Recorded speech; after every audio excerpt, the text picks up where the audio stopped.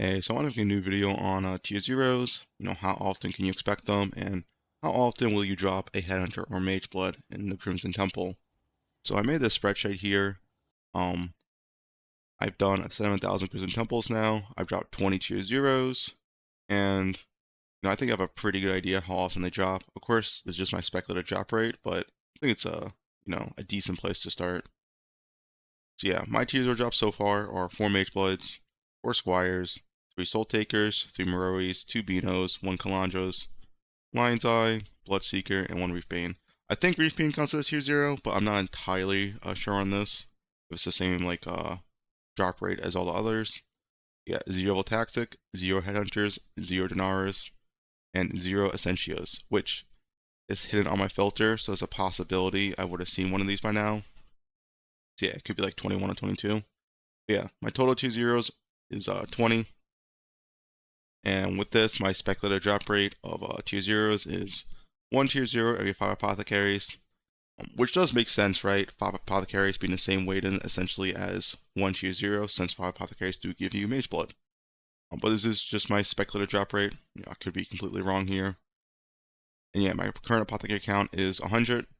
That's kind of why, I'm making this video with 100 apothecaries done now, with how many tier zeros I dropped. So yeah.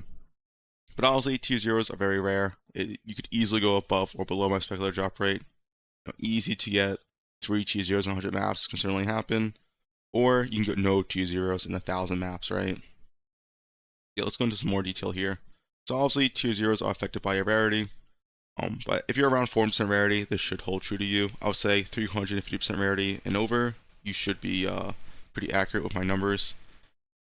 400 to 5% rarity, as far as I know, is very little gained, like a 5% unique drop rate. So it really shouldn't affect my overall speculative drop rate that much. But as long as you're not like under 300% rarity, this should hold pretty true to you.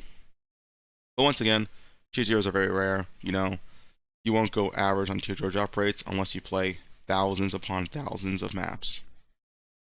With that said, my current character is 393% rarity, but I played multiple builds, anywhere from 330% rarity to 500% rarity this league. But yeah, for the most part, I stayed above 380% rarity for this whole league. And the last thing I want to go over is the drop chance of Headhunter or Mageblood. So with my speculative drop rate, 13 tier zeros, the chance of dropping a Headhunter or Mageblood is 1 in 2,275 maps, assuming you drop 1 apothecary every 70 maps. And to drop specifically a mageblood or headhunter, it should be 1 in 4,550 maps. Or specifically to drop any tier 0 in general, any specific tier 0. But once again, it's very RNG. Like, I ran 7,000 maps, I've seen 4 mageblood drops, one of them being duped. And I've seen 0 headhunters.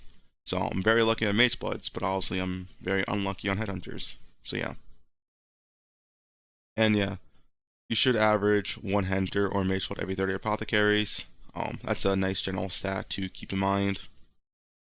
And once again, this is assuming you're using both the same version of Reliquary and Divination Scarab. Because if you're using, Winged Reliquary or Winged Divination, then this stat changes. So if you're using Winged Divination, then you're also going to see more apothecaries per 1 tier 0. So yeah, as long as you're using both Gilded Reliquary and Gilded Divination, this will hold true. Or if you're using both Winged Divination and Winged Reliquary, this will hold true. But yeah, that's it.